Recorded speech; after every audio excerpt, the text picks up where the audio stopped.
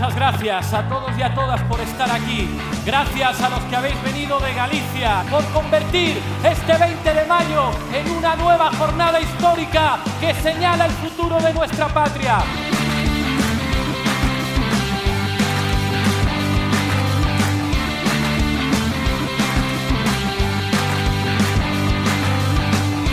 Juntos, trabajando unidos, estamos más cerca de una victoria que no es nuestra, que es la victoria de una España que avanza, una España que está en marcha, una España que está harto de corruptos y de ineficientes y que quiere un país del siglo XXI.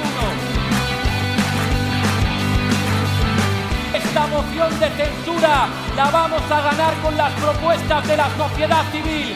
Este país es mejor que su Parlamento y estamos señalando el futuro. Muchas gracias, Rogelio.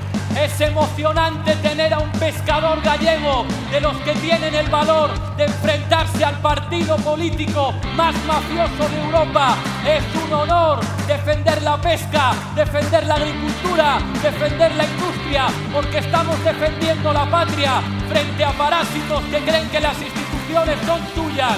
Las instituciones no son suyas, las instituciones son del pueblo. Que el futuro es de la patria, que el futuro es de la gente, que el futuro se llama España en marcha. ¡Sí se puede!